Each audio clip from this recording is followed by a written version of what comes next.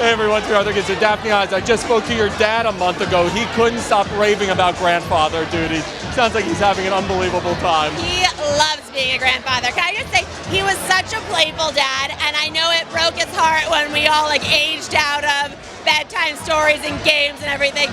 Having grandkids has renewed his commitment to being the most playful grandfather of all time. It's adorable. It's actually, he's home watching my babies right now, which is great. What a perfect babysitter. Dr. Oz is my babysitter. He's on call. Dr. Oz on call. I love it. What brings you to this shindig tonight? Honestly, anything Food and Wine does, I will show up to. I love the magazine. I've been a fan for years and years and years.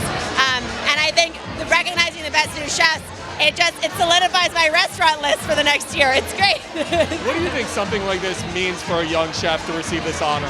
You know, for me, I think of it from Michael Simon's eyes, and I know when I think it was 98 that he won, and he talks about it as this seminal moment in his career as a chef, being recognized for the long, interminable hours that they spent on their feet trying to make art every single night and make people happy with their food every night.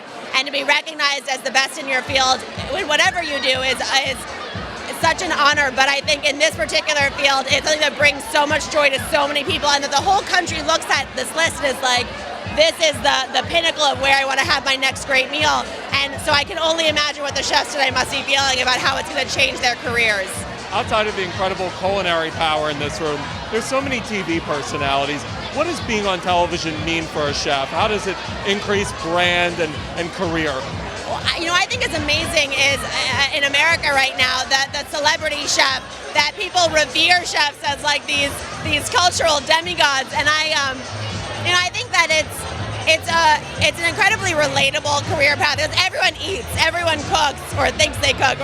And I think when you look at a chef who's just accomplished so much, and oftentimes they're so young and they're just like churning out great meal after great innovative meal, I think having them be on TV only expands the audience they can speak to about the accessibility of great food, how easy it is to make really delicious, simple meals at home, how important, for me growing up eating around a dinner table every night with my family was how I learned about my values, my like the way I wanted to be in the world.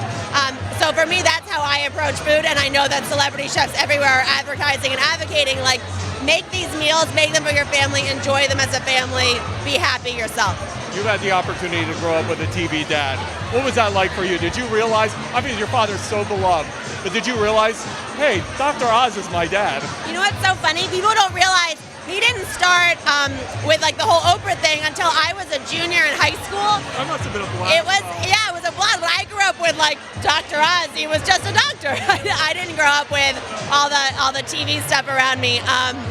But it certainly was amazing and an interesting year. He was voted like people's sexiest doctor or something my junior year in high school, which was sufficiently mortifying. It was horrible. And you know what, for him, you know, speaking to the celebrity chefs and what TV does for their brand, I think my dad has loved being a part of having a TV presence because he cares so genuinely about the people that he speaks to, and having the huge audience that he does to be able to share and make them the experts in their bodies in a way that people never felt they could be before has been, like, I think earth-shattering for people. You know, just to feel so empowered in that knowledge. I love that for him. If you could have one meal you can't live without, what would it be? Okay, well, people have asked me what my last meal on earth would be. My death row meal. Can I give you that? Because I thought a lot about that. That's scary. I know. We're going to start with a big leafy green salad and perfect baguette with butter. Then we're going to have chicken and dumplings and perfect fresh fish tacos and Michael Simon's habanero glazed ham and Mario Batali's Sicilian-style calamari. And then for dessert, we're having banana pudding with Carla's wafers, and we're having chocolate cake, and we're having brownie a la mode and champagne because it's my last freaking meal. Holy cow, best answer ever. You're awesome, Daphne.